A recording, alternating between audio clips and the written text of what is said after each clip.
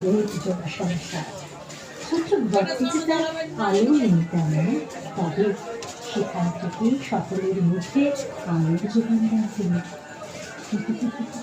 ভাবছেন তো, নিজের ঘরে যার আলো নেই তিনি কি করে অন্যের মুখে আলো ফোটান। ওই যে প্রত্যেকের প্রয়োজন মতো ঠিক মাপে আর ডিজাইনে তাদের সাজিয়ে তোলেন তিনি। সারা বছর ধরে চলে তার এই কাজ, রংবাহারি সাজে অন্যকে সাজিয়ে তোলার কাজ। তবে পুজোর সময়টা তাঁর নিঃশ্বাস ফেলার ফুরসত থাকে না, তবু যত্ন করে আলো জেলে চলেন তিনি এক মুখ থেকে অন্য মুখে। নইলে সবকিছু বেথা জীবনটাও জানেন একটু মাপ বুঝে সুন্দর করে সেলাই দিয়ে সাজানো এক কারো শিল্প।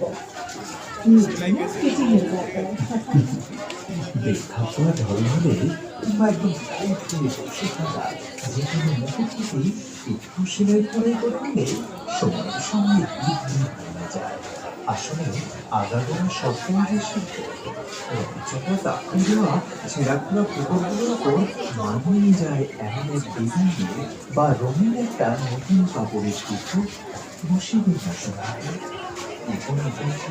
আসা ঝড় ঝালগুলোর এদিক সেদিকগুলো একটু যত্ন করে পিকো করে দিই। জীবনটা আবার সেই আর হাতে যদি আনকোড়া একটা প্রাণ পাওয়া যায়, তাহলে তো কথাই মনের সুখে ইচ্ছে মতো নতুন শার্ট প্যান্ট থেকে কামিজ বা ফ্রক যা হোক একটা মনের মতো বানিয়ে নেবেন। না হয় পাহাড় সব আপনার মর্জি অনুযায়ী যেমন খুশি তাদের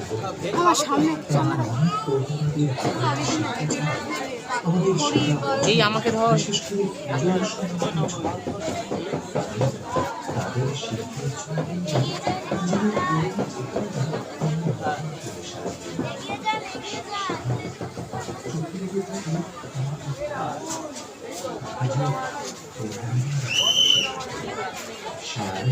আমাদের পুজোর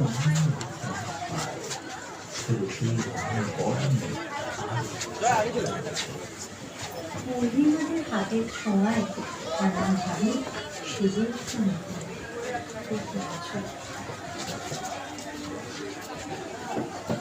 রাত্রেবেলা আসলে ফটো তুলতে দিল এখানে আনকে দিব পহলে ফুরসত মিলি